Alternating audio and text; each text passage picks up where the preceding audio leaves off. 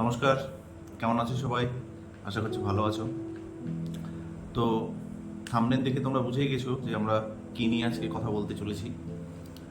আমাদের সবার মনে এখন একটাই প্রশ্ন, যারা আমরা নতুন আছি, আহ, এর আগের পরীক্ষায় এখনো অবধি আমরা যারা বসিনি, তো তাদের মনে একটা বিশেষ প্রশ্ন ঘোরাঘুরি করছে যে বিহারে তো আমি শিক্ষকতা করতে চাইছি, কিন্তু আমাকে কি কি করতে হবে, কি কি প্রসেসে আমাকে এগোতে হবে, এই সমস্ত বিষয়গুলো।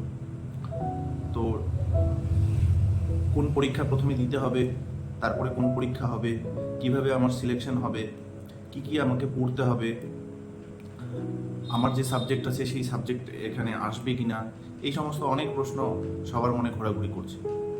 তো এই সব প্রশ্নগুলোর উত্তর নিয়েই আমি ভিডিওটি করছি, যাতে আমাদের পশ্চিমবাংলা থেকে যত ছেলেমেয়ে এই পরীক্ষায় বসতে চাইছে তাদের সবার ডাউটগুলো ক্লিয়ার হয়ে যায়। বিশেষ করে যারা নতুন আছে, যারা এখনো এই স্টেটে বসেও নেই, তারা এই বিষয়গুলোর সাথে একদম অবগত নয় যে কি কি পরীক্ষা আমাকে বসতে হবে। তো সেই সমস্ত বিষয় নিয়ে এক এক করে আমরা কথা বলবো। তো সর্বপ্রথম যেটা বলবো যে বিহারে শিক্ষকতা করতে গেলে মূলত দুটো পরীক্ষা আমাদেরকে উত্তীর্ণ হতে হবে। প্রথম যেটা, সেটা হলো স্টেট, যেটাকে বলা হচ্ছে স্টেট টিচার্স এলিজিবিলিটি টেস্ট। মূলত আমরা 9, 10 এবং 11, 12 এই দুটোর জন্যই স্টেট পরীক্ষাটা দেব।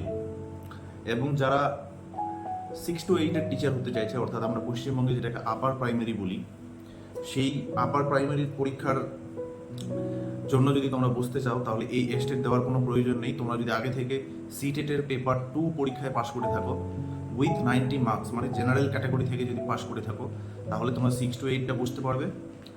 আর যারা 9 থেকে 12-এর জন্য বসতে চাইছো, তাদেরকে এই স্টেটের পরীক্ষাটা দিতে হবে। তো এই স্টেট পরীক্ষার জন্য, আচ্ছা, স্টেট বলার আগে তার আগে আরেকটা জিনিস একটু ক্লিয়ার করে নিই, যে আমরা ক্লাস 1 থেকে 12 অবধি প্রত্যেকটা পরীক্ষার জন্যই কিন্তু এলিজিবল। তার জন্য আলাদা আলাদা ক্রাইটেরিয়া আছে। যদি আমরা কেউ প্রাইমারি টিচার হতে চাই এখানে, যেমন 1 to 5, তাহলে আমাদেরকে দুটো অপশন আছে যেটা আমাদেরকে পাস করে থাকতে হবে। সেটা হচ্ছে সিটেটের পেপার 1 যদি তোমরা কেউ পাস করে থাকো, তাহলে তোমরা প্রাইমারির জন্য এলিজিবল হবে 1 to 5-এর জন্য। অথবা যেটা অনেকেরই থাকবে না, সেটা হচ্ছে বিটেড পেপার 1, যেটা বিহারে হয়ে থাকে। তো সেটা মানে 99% আমাদের নেই কারোরই, কিন্তু সিটেড পেপার 1 যদি কেউ পাস করে থাকে, তাহলে সে প্রাইমারির জন্য এলিজিবল হবে উইথ 90 মার্কস। ঠিক আছে? তো আর সিটেড পেপার 2 যেটা আছে, সেটা 6 to 8-এর জন্য তোমরা যদি কোয়ালিফাই করে থাকো, তাহলে তোমাদের কোনো পরীক্ষায় বসতে হবে না। কিছুদিন পরেই রিক্রুটমেন্টের নোটিফিকেশন বেরোবে, সেটাতে অ্যাপ্লাই করতে হবে। তো স্টেট নিয়ে আমরা অনেকেই চারিদিকে অনেক কিছু শুনছি, কিন্তু আমাদের মনে অনেক প্রশ্ন, যে আমি বুঝতেই পারছি না ব্যাপারগুলো কী আসলে। তো স্টেট 2025-এর নোটিফিকেশন বেরিয়ে গেছে, আমরা জানি অনেকগুলো মাল্টিপল সাবজেক্টের উপরে এক্সাম হবে। তো স্টেট বিষয়টা কি, যেটা বললাম এক্ষুনি, যে 9 to 12-এর জন্য যদি তুমি টিচার হতে চাও, তাহলে তোমাকে 9, 10-এর জন্য একটা পেপার 1, যেটা স্টেট পেপার 1 বলা হচ্ছে, আর 11, 12-এর জন্য স্টেট পেপার 2, দুটো তোমাকে পাস করতে হবে যদি তুমি 9, 10 এবং 11, 12 দুটোতেই বসতে চাও। যদি চাও যে কেউ ইন্ডিভিজুয়াল বসবে, কারো হয়তো মাস্টার্স ডিগ্রি নেই, সেক্ষেত্রে তুমি শুধু পেপার 1টা বসবে। তো বিষয়টা বোঝা গেল তো, যে তুমি যদি 9, 10-এর টিচার হতে চাও, তাহলে তোমাকে পেপার 1 দিতে হবে স্টেটের। যদি তুমি 11, 12-এর টিচার হতে চাও, তাহলে স্টেটের পেপার 2 দিতে হবে। এবং কারো যদি মাস্টার্স ডিগ্রি থাকে, সেক্ষেত্রে সে দুটোতেই বসতে পারবে। এবং সেটা নোটিফিকেশন অলরেডি বেরিয়ে গেছে। তো অ্যাপ্লিকেশন 19 তারিখ অবধি চলবে। আজকে 11 তারিখ, আজকে থেকে অ্যাপ্লিকেশনটা শুরু হয়েছে। আজকে থেকে শুরু করে 19 তারিখ অবধি অ্যাপ্লিকেশন চলবে। আচ্ছা, তো এবার আসি যে আমি শিক্ষক হতে চাইলে আমাকে কী কী পাস করতে হবে টোটাল পরীক্ষা। তো এই স্টেট পেপার 1 এবং পেপার 2 যদি তুমি বসলে, যদি পাস করে গেলে, তাহলে তোমার এলিজিবিলিটি ক্রাইটেরিয়া ক্লিয়ার হয়ে গেল। মানে তুমি সার্টিফিকেট পেয়ে যাবে স্টেট পাস করার পর। সেই সার্টিফিকেট তোমার লাইফ টাইম ভ্যালিডিটি থাকবে, মানে যতদিন তুমি টিচার রিক্রুটমেন্টের জন্য বসতে চাও, বিহারে যেগুলো হবে বিশেষ করে, সেক্ষেত্রে তুমি সারা জীবনের জন্য এলিজিবল। আচ্ছা, আরেকটা বিষয়, যে সারা জীবনের জন্য আমরা এলিজিবল ঠিকই আছে, কিন্তু এরা যখন রিক্রুটমেন্টের নোটিফিকেশনটা বের করে, তখন এরা একটা নিয়ম দিয়েছিল যে তুমি ম্যাক্সিমাম 5 বার বিপিএসসির পরীক্ষা দিতে পারবে টিচারে হওয়ার জন্য। এবং যদি তুমি 5বারও পরীক্ষা না বসেও যদি পাস না করতে পারো, মানে ওরা ধরে নেবে তুমি টিচার হওয়ার জন্য যোগ্য নও। তো 5বার মোটামুটি আমরা লেগে থাকলে অনেকেই পেয়েই যাব, তো সেটা বিষয় আলাদা। এবার তুমি এস্টেট পাস করে গেলে, পাস করার পরে কি হবে, রিক্রুটমেন্টের নোটিফিকেশন এরপরে বেরাবে, যেটাকে আমরা অনেকেই বিপিএসসি টিআরই 4 বলে শুনছি। টিআরই কথাটার অর্থ হচ্ছে টিচার্স রিক্রুটমেন্ট এক্সামিনেশন।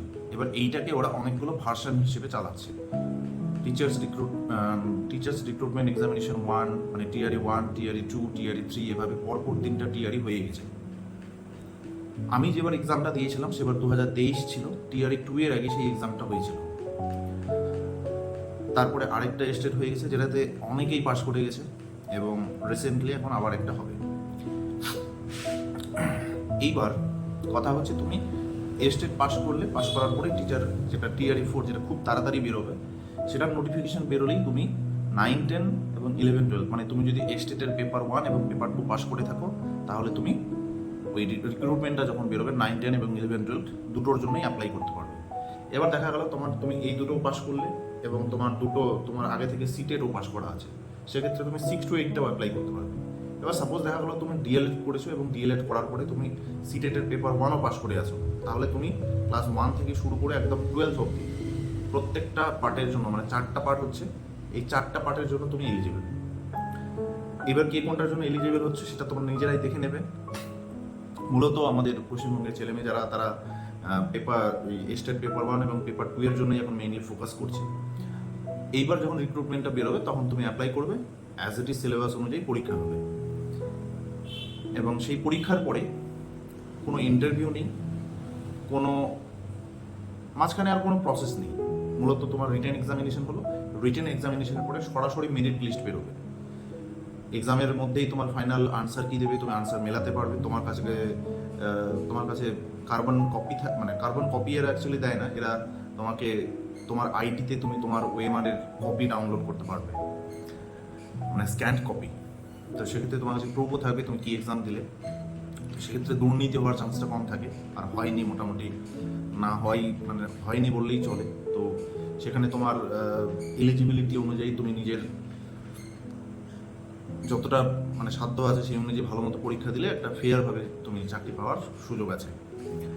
এইবার স্টেট পেপার 1, স্টেট পেপার 2 এর ভিত্তিতে তুমি অ্যাপ্লাই করলে, করার পরে তুমি ওএমআর শিট পেয়ে গেলে, এরপর ডিরেক্ট মেরিট লিস্ট বেরোবে এবং ডিস্ট্রিক্ট অ্যালটমেন্ট হবে। ধরো তুমি পাস করে গেছো, তুমি চাকরি পেয়ে গেছো, এইবার তোমার রেজাল্টে নাম থাকবে, সেই অনুযায়ী তুমি কোন ডিস্ট্রিক্টে পোস্টিং পাচ্ছ এবং কোন ব্লকে পোস্টিং পাচ্ছ, এইগুলো সব ডিটেল ওরা দিয়ে দেবে তখন। তারপর ওই লিস্টে নাম চলে আসলো, তুমি চাকরি পেয়ে গেছো। এরপর যা যা করার তুমি সব আগাতে থাকবে, তারপর তোমার আর কিছু করার নেই, ওরা যেভাবে বলবে, তোমার চিন্তা শেষ। মেরিট লিস্টে নাম আসলো তারপর ওরা ওদের মতো করে জয়েন করাবে, ট্রেনিং হবে, তারপর অনেক কিছু, এই সমস্ত কিছু আছে। এই হচ্ছে টোটাল প্রসেসটা। এইবার আসি যে আমরা তো সিলেবাসটা জানি না ঠিকঠাক কি পড়তে হবে। এই যে দুটো পরীক্ষার কথা বলা হলো, এই দুটো পরীক্ষায় স্টেটে কি প্রশ্ন আসে, সাবজেক্ট ভিত্তিতে নাকি জেনারেল পেপার পড়তে হয়, নাকি কি পড়তে হবে আমাদের টোটাল, এইগুলো একটা আমাদের কোশ্চেন অনেকেরই। তো সেক্ষেত্রে বলবো যে টিআরই 4 এর সিলেবাসটা, যেটা রিক্রুটমেন্টের সিলেবাস, সেটা আমি পরে বলছি। আপাতত স্টেট যেহেতু আমাদের মেইন ফোকাস, তো স্টেট নিয়ে বলে নিই। স্টেট দেখো মূলত এই রিসেন্টলি যে এক্সামটা হবে এখন স্টেট, এটা টোটাল তোমাদের হবে 150 নম্বরের ওপরে, 150 নম্বরের ওপরে এক্সাম হবে। এবার এইটাতে দুটো পার্ট আছে, পার্ট বলতে একই সঙ্গে তোমার এক্সামটা হবে। তোমার সাবজেক্টের উপরে হবে তোমার 100 নম্বরের প্রশ্ন, এবং 100 নম্বর প্রশ্ন সাবজেক্টের উপরে, এবং বাকি যে 50 নম্বর 150 মধ্যে, সেই বাকি 50 নম্বর হবে তোমার বিভিন্ন অ্যাবিলিটি রিলেটেড টপিক। যেমন হচ্ছে তোমার জিএস এর 5টা প্রশ্ন বেসিক্যালি থাকে, আমরা যখন দিয়েছিলাম। তারপর তোমার হলো কি পার্টটার নাম, শিশু মনস্তত্ত্ববিদ, যেটা আমরা বলি বাংলায় আর কি, টিচিং অ্যাপটিটিউড রিলেটেড আর কি, ওইটার উপরে বেশিরভাগ প্রশ্নটা থাকবে। জিএস এর প্রশ্ন থাকবে, আর ওই 50 নম্বরের কথা বলছি। 100 নম্বর তোমার কিন্তু হয়ে গেল তোমার সাবজেক্টের উপরে, নিজের যা যা সাবজেক্ট হবে। আর ওই 50 নম্বরের মধ্যে টিচিং রিলেটেড কোশ্চেন কিছু আসবে, টিচিং অ্যাপটিটিউড তুমি বলতে পারো সরাসরি। শিশু আমরা যেমন সিটেটের জন্য বা টেট পরীক্ষার জন্য শিশু মনস্তত্ত্ববিদ একদম ডিটেল পড়তে যায়, এতটা ডিটেল আসবে না। Teaching related, teaching aptitude related প্রশ্ন আসবে, জিএস এর কয়েকটা প্রশ্ন থাকে। আরেকটা টপিক আছে, আরেকটা টপিক এক্ষুনি আমার মনে পড়ছে না, সিলেবাসটা দেখেও বসিনি ভিডিওটা বানাতে, তো আমি সেটা পরে না হয় কমেন্ট বক্সে লিখে দেবো কী কী টপিক আছে ওই ইয়েতে। এই হচ্ছে টোটাল 150 নম্বরের প্রশ্ন। এবার এই 150 নম্বরের মধ্যে মানে কত পেলে তুমি পাস করবে। তো বলে রাখি যে 150 নম্বরের মধ্যে যদি তুমি 75 নম্বর পাও, মানে 75 মার্কস পাও, তাহলেই তুমি কোয়ালিফাই। তাতে তুমি যে কোনো ক্যাটাগরি থেকে হও, 75 পেলেই তুমি পাস। এবার একটা মাঝে মধ্যেই শুনতে পাবে যে 60 নম্বর পেলেই নাকি মহিলারা পাস হয়ে যায়। এটা ঠিক, কিন্তু ওটা বিহারের যারা মহিলা হবে তারা 60 নম্বর পেলে পাস। আউটসাইড মানে আমরা বাংলার যারা আছি তারা কিন্তু আমাদেরকে 75 নম্বরই লাগবে। 1 নম্বরও যদি কম পাও তাহলেও তোমাকে কনসিডার করা হবে না। তো 75 নাম্বার তোলা খুবই সহজ ব্যাপার। আর সব থেকে যেটা গুরুত্বপূর্ণ এবং মজার বিষয় হচ্ছে যে এরা প্রশ্নের মান এই স্টেটে একদম বেস লেভেল থেকে করে। মানে তুমি যদি মনে করো যে আমি কি এইটুকু টাইম পরে পাস করতে পারবো, হ্যাঁ, তুমি যদি 10 দিনও ঠিকঠাক করে তোমার সিলেবাসটাকে পড়ো। আর টেট মোটামুটি তো আমরা সবাই পড়েছি, শিক্ষা মানে টিচিং রিলেটেড যে পড়াগুলো হয় সবাই আমরা ওগুলোর সাথে মোটামুটি অবগত। জিএস এর প্রশ্ন মানে জেনারেল নলেজ থেকেও যে 5টা প্রশ্ন আসে সেগুলো খুব একদম বেস লেভেল থেকে আসে, তো ওগুলো পেরেই যাবে। তো যারা মোটামুটি চাইছো যে এটাতে বসবে, জাস্ট এখন থেকে শুরু করে যে কদিন আর বাকি আছে, মোটামুটি আশা করা যায় 1 মাসও লাগবে না এদের এক্সাম নিতে, এখন থেকে পড়া শুরু করে দাও, আরামসে চোখ বন্ধ করে পাস করে যাবে। একদম কোনো রকম প্যানিক হওয়ার দরকার নেই যে এইটুকু টাইম পরে আমি পাস করতে পারবো। চোখ বন্ধ করে পড়া শুরু করে দাও, অ্যাপ্লাই করে পাস করে যাবে সবাই। পেপার 1 পেপার 2 পাস করে গেলে কি বললাম, তাহলে 150 নম্বরের পরীক্ষা হবে, যেখানে কোনো নেগেটিভ মার্কস থাকবে না। সিবিটি মোডে এক্সাম হবে, মানে কম্পিউটারে বসে তোমাকে এক্সাম দিতে হবে। যারা মাউস মানে কম্পিউটারের সাথে ইউজ টু নাও তারা কিন্তু একটু মাউস নাড়াচাড়া করবে, কারণ তাহলে মাউসের সঙ্গে তুমি অ্যাক্সেসিবল নাও, সেক্ষেত্রে কিন্তু প্রবলেম হবে। কারণ পরীক্ষা অনলাইনে হবে, 2.5 ঘন্টার পরীক্ষা হবে, 150টা প্রশ্ন থাকবে এবং 75 পেলেই পাস। এই হচ্ছে স্টেটের মেইন বিষয়। এইবার কথা হচ্ছে যে দাদা আমরা পড়বো কি স্টেটে। তো স্টেটের দেখো প্রত্যেকটা সাবজেক্টের স্পেসিফাইড মানে তোমার আছে, সিলেবাস আছে। সিলেবাস তোমরা যদি চাও যে দাদা সিলেবাস নিয়ে আমাদেরকে একটা ভিডিও বানিয়ে দাও, আমার এই সাবজেক্ট কি সিলেবাস হবে, তো সেক্ষেত্রে আমি সিলেবাস নিয়েও তোমরা যদি বলো কমেন্ট বক্সে যাদের প্রয়োজন আছে, আমি সিলেবাস নিয়েও ভিডিও বানিয়ে দেবো। তোমরা তোমাদের সাবজেক্ট এবং লিখে দেবে যে আমার সিলেবাসের প্রয়োজন, তো সেক্ষেত্রে আমি সিলেবাসগুলো দিয়ে দেবো। ঠিক আছে, একদম স্পেসিফাই করা সিলেবাস আছে, সিলেবাস ধরে তোমাকে সাবজেক্টে পড়তে হবে। এইগুলো স্টেপ। এবার আসি রিক্রুটমেন্টের কথায়, মানে টিআরই 4 আমরা যেটাকে বলছি, যেটা সামনে হবে। তো সেক্ষেত্রে তোমার পরীক্ষা হবে টোটাল, সেটাও 150 নম্বরের উপরে। টিআরই 4 রিক্রুটমেন্ট যেটা হবে, ওই 150 নম্বরের মধ্যে 3টে পার্ট আছে। 3টে পার্ট কি কি দেখো, এই 150 নম্বরটাকে ভাঙছি আমি। প্রথম 1 থেকে যে 30 এইটুকু প্রশ্ন হবে, এইটাকে বলা হচ্ছে কম্পালসারি পেপার। মানে এই 1 থেকে 30-এর মধ্যে তোমাকে ন্যূনতম 9 নম্বর পেতে হবে। ঠিক আছে, এটাকে কম্পালসারি পেপার। এখানে কি কি প্রশ্ন থাকবে, প্রথম 8টা প্রশ্ন থাকবে ইংলিশের প্রশ্ন, মানে গ্রামারের প্রশ্ন, যেটা একদম ক্লাস 7-8-এর প্রশ্নর মতো থাকবে। তাহলে ওই 150 নম্বর যেটা বললাম, সেই 150 নম্বর যেটা হবে তার মধ্যে 3টে পার্ট। প্রথম 1 থেকে 30 একটা পার্ট, 31 থেকে 70 অব্দি একটা পার্ট, এবং 71 থেকে 150 অব্দি একটা পার্ট। প্রথম 1 থেকে 30 যেটা হবে এটাকে কম্পালসারি বলা হচ্ছে। 31 থেকে 70 নম্বর অব্দি যেটা থাকবে সেটাকে জিএস পেপার বলা হচ্ছে, মানে জেনারেল স্টাডিজের উপরে প্রশ্ন থাকবে। এবং 71 থেকে 150 অব্দি যে 80টা প্রশ্ন হবে, সেই 80টা প্রশ্ন তোমার নিজের নিজের সাবজেক্ট থেকে হবে। এইবার প্রথম 1 থেকে 30 যে বললাম, এই 1 থেকে 30-এর মধ্যে আবার দুটো পার্ট আছে। কি কি, একটা হচ্ছে 1 থেকে 8 যে নাম্বার কোশ্চেন থাকবে, এগুলো থাকবে ইংলিশের ওপরে। ইংলিশে গ্রামার এবং ইংলিশ রিলেটেড প্রশ্ন থাকবে, মানে ইংলিশের কোনো লিটারেচারের প্রশ্ন থাকবে না, গ্রামার রিলেটেড। এবং 9 নম্বর থেকে 30 নম্বর অবধি যে প্রশ্নগুলো থাকবে, এই প্রশ্নগুলো থাকবে আইদার হিন্দি অথবা বাংলা অথবা উর্দু। মানে তোমাকে 3টার মধ্যে একটা চুজ করতে হবে। এটা অ্যাপ্লিকেশনের সময় তোমার কাছ থেকে জিজ্ঞেস করে নেবে যে তুমি কোনটা নিতে চাইছো। তো আমরা যেহেতু বাঙালি, বেশিরভাগ জন আমরা বাংলা চয়েস করবো। যারা হিন্দিতে কমফোর্টেবল তারা হিন্দি চুজ করবে, যারা উর্দুতে কমফোর্টেবল তারা উর্দু চয়েস করবে। এবার ধরো তুমি বাংলা চয়েস করলে, সেক্ষেত্রে তোমার বাংলার প্রশ্ন কিসের কিসের ওপরে থাকবে। এটা যেহেতু কম্পালসারি পেপার, মাত্র 9 নম্বর পেতে হবে টোটাল 30টা প্রশ্নের মধ্যে। 9 নম্বর পেলেই তুমি কোয়ালিফাই।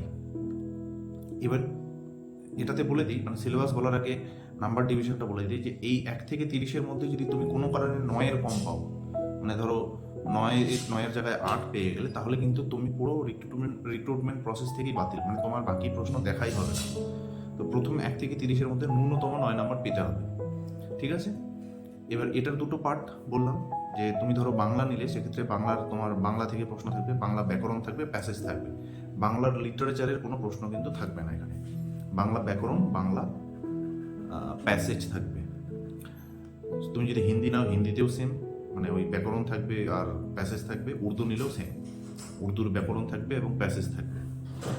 তো এই হচ্ছে, তুমি এবার চুজ করে নিয়ে কোনটা নিলে। এইবার তোমার 150 নম্বর যেটা হবে, এই 150 নম্বরের ওপরে কিন্তু মেরিট লিস্ট তৈরি হবে না, তৈরি হবে 31 নম্বর প্রশ্ন থেকে 150 নম্বর প্রশ্ন।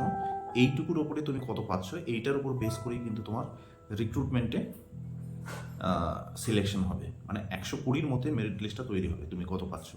31 নম্বর প্রশ্ন থেকে 150 নম্বর প্রশ্ন, এটা মাথায় রাখবে। এবার এই 31 থেকে 150 নম্বর প্রশ্নে যেটা থাকবে, যেটাকে আমরা জেনারেল স্টাডিজ পেপার বলছি, এইটার মধ্যে কি কি প্রশ্ন থাকে, টোটাল 8টা টপিক থাকে, ঠিক আছে? 8টা টপিকের ওপরে তোমাকে জেনারেল স্টাডিজের পড়াশোনা করতে হবে। কি কি 8টা টপিক? প্রথম টপিক যেটা থাকবে সেটা হচ্ছে জেনারেল নলেজের প্রশ্ন, মানে জেনারেল নলেজের মধ্যে এবার কারেন্ট অ্যাফেয়ার্সও ঢুকে থাকবে। 4টা প্রশ্ন কারেন্ট অ্যাফেয়ার্স দেবে আর 4টা স্ট্যাটিক জিকে দেবে। আরেকটা পার্ট হচ্ছে কি, হিস্ট্রি থেকে 8টা প্রশ্ন থাকবে, জিওগ্রাফি থেকে 8টা প্রশ্ন থাকবে, ম্যাথ থেকে 8টা প্রশ্ন থাকবে। কটা হলো? 5টা, 8টা টপিক না, সরি, প্রত্যেকটা টপিক থেকে 8টা করে প্রশ্ন থাকবে এবং 5টা টপিক টোটাল। কি কি? Math, history, geography, general knowledge আর সায়েন্স। এই টোটাল 8টা পার্ট, এই 5টা পার্ট, 5টা থেকে প্রত্যেকটা থেকে 8টা করে কোশ্চেন থাকবে, সহজ এবং কঠিন সব মিলিয়ে থাকবে। প্রশ্ন তোমরা আগের যেগুলো টিয়ারি হয়েছে, আগের প্রশ্নগুলো দেখবে, তাহলে বুঝতে পারবে যে প্রশ্নের মান কীরকম থাকে। এই গেল 40টা প্রশ্ন, মানে 31 থেকে 70 নম্বর অবধি। এবার 71 নাম্বার থেকে তোমার সাবজেক্ট শুরু হবে, একদম 150 অবধি চলবে। এইবার এই যে মানে তোমার হচ্ছে ইয়েটা হবে, সাবজেক্টের পরীক্ষাটা, এটার জন্য কিন্তু কোনো স্পেসিফাই করা সিলেবাস দেওয়া নেই, মানে তুমি যে সাবজেক্ট থেকে বিলং করো সেই সাবজেক্টের পুরো নলেজ থেকে প্রশ্ন আসবে। যেমন আমাদের ইংলিশের আছে, আমরা এক্ষেত্রে কিন্তু আমাদের ফুল লিটারেচার পড়তে হবে। ইন্ডিয়ান লিটারেচারও অনেক সময় ঢুকে যায়, অনেক সময় আমাদের ব্রিটিশ তো থাকছেই, আমেরিকান যাবে। বিশেষ করে আমাদের ব্রিটিশ লিটারেচার এবং ইংলিশ ব্রিটিশের পরে ইন্ডিয়ান, আমেরিকান, মোটামুটি এই লিটারেচারগুলো টাচ করে। ইংলিশে যারা আছো তাদেরকে বলছি যে তোমার ব্যাকরণের প্রশ্ন, অর্থাৎ বাংলার ক্ষেত্রে ব্যাকরণ, ইংলিশের ক্ষেত্রে ইংলিশ গ্রামার, এবং তোমার যে সাবজেক্ট সেটা দুটো থেকেই কিন্তু প্রশ্ন থাকবে। মোটামুটি সাবজেক্ট থেকে ধরো 35টার মতো প্রশ্ন থাকবে, গ্রামার থেকে 20টার মতো থাকবে, আবার যেগুলো আমাদের রেটরিক, প্রসিডি এইসব আছে, এগুলো থেকেও আসে। মানে মোটামুটি তুমি যদি নেটের সিলেবাস পড়াশোনা করে থাকো তাহলে অনেকটা হেল্প হবে এটাতে, কারণ তোমাকে পুরো লিটারেচারটাই পড়তে হবে। হলো। অন্যান্য সাবজেক্টের ক্ষেত্রে বলা হয় মূলত যে এনসিইআরটি তোমাকে ফলো করতে হবে। জিএস এর জন্য যারা এনসিইআরটির বুক পড়াশোনা করো তাদের ক্ষেত্রে ভালো। জিএস এর জন্য বলবো যে যারা লুসেন্টের বইটা পড়ে নিয়েছো বা এখনো পড়োনি, তারা লুসেন্টের বইটা একবার করে পড়ে শেষ করো, কারণ সেখানে ওভারঅল সব ইনফরমেশন দেওয়া আছে। যেহেতু বিহারের পরীক্ষায় তুমি বসছো, জিএস পেপারের জন্য বিহার রিলেটেড যত ইতিহাস আছে সেগুলো পড়বে। ইন্ডিয়ান ফ্রিডম মুভমেন্ট যেগুলো হয়েছে সেগুলো পড়তে হবে সবই, এবং বিহার রিলেটেড যারা ফ্রিডম ফাইটার আছে তাদেরকে পড়তে হবে। এই হচ্ছে টিআরই 4 রিলেটেড যা যা ইনকোয়ারি ছিল। এবার এর থেকেও বেশি যদি কারো কোনো প্রশ্ন থাকে তাহলে আমাকে কমেন্ট বক্সে জানাও, আমি সেগুলোর উপরে সেই টপিকগুলো নিয়ে আলোচনা করব। আশা করছি মোটামুটি সমস্তটা ক্লিয়ার করতে পেরেছি। রিক্রুটমেন্ট প্রসেস এবং স্টেট দুটোই খুবই ফাস্ট হবে, এবং বিহারে এখন বর্তমান সিচুয়েশনে কোনো ধরনের করাপশন নেই, সেক্ষেত্রে তোমার অ্যাবিলিটি প্রমাণের একটা জায়গা আছে। আরেকটা জিনিস সব থেকে বড়, সেটা হচ্ছে যে ডোমিসাইল নিয়ে আমরা একটু সবাই মন খারাপ, যে ডোমিসাইল শুনছিলাম, সেটা তো আলটিমেটলি এলে যে অ্যাপ্লাই করেই ফেললো। আসলে এই গভর্নমেন্ট চাইছিল না ডোমিসাইলকে লাগু করতে, কারণ তারাও চাইছিল যে বাইরে থেকে কিছু টিচার আসুক, তাতে করে এডুকেশন সিস্টেমকে অ্যাসিমিলেট করতে পারলে বেশি ভালো হবে। তো তো 40% আগে কিন্তু আমরা সুযোগ পাচ্ছিলাম জেনারেল সিটে, সেটাকে কমিয়ে এখন করা হয়েছে 15%। তো 15% হলেও যারা ভালো পড়াশোনার সাথে অ্যাটাচমেন্টে আছে তারা কিন্তু এখনও সুযোগ আছে, কারণ এদের 15% মানে ভালো সিট বেরোবে। তোমার পশ্চিমবঙ্গে যেটুকু সিট বেরোয় সেটুকু সিট ওই এখানকার 15%-এর সমান বলতে পারো। তো সবাই তো বসতে পারছে না পশ্চিমবঙ্গে, যারা যারা স্টেট পাস করবে তারাই বসতে পারবে। সেক্ষেত্রে তোমার পড়াশোনা করলে একটা ভালো সুযোগ আছে এখানে।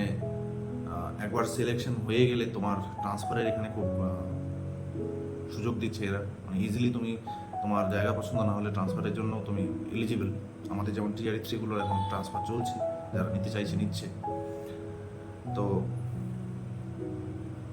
এগিয়ে যাও, আর কি বলবো, এটুকু বলার ছিল।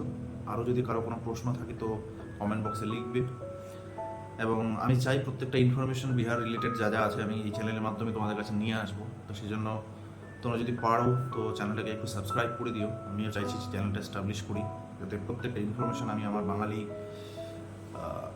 বন্ধু থেকে শুরু করে সিনিয়র জুনিয়র সবার কাছে পৌঁছে দিতে পারি। অনেকেই আমার সিনিয়রও হয়তো এই ভিডিওটা দেখছো, তাদেরকেও বলবো যে আমার কাছে যতটুকু ইনফরমেশন ছিল আমি তোমাদের কাছে পৌঁছে দেওয়ার চেষ্টা করেছি। যদি আরও কিছু জানার থাকে কমেন্ট বক্সে লিখে দিও, আমার যতটুকু নলেজ আছে আমি জানানোর চেষ্টা করব। আমাদের টিআরই 2 টিআরই 3 দিয়ে প্রচুর বাঙালি ছেলে সিলেকশন হয়েছে। টিআরই 4-এও আশা করছি অনেক বাঙালি ভরে যাবে। যতটুকু 15% দিয়েছে তারা যেন বাঙালি যেন ভরে যায়, এটা আমি চাইছি। কারণ আমাদের পশ্চিমবঙ্গে চাকরির অবস্থা তো আমরা জানি। তো তোমরা অ্যাপ্লাই করো। অ্যাপ্লাই রিলেটেড যদি কোনো কনফিউশন বা অনলাইন করতে গিয়ে কোনো সমস্যা হচ্ছে সেক্ষেত্রেও তোমরা লিখতে পারো। তো ভিডিওটা শেষ করছি, অনেকটা লম্বা হয়ে গেছে। চলো, টাটা।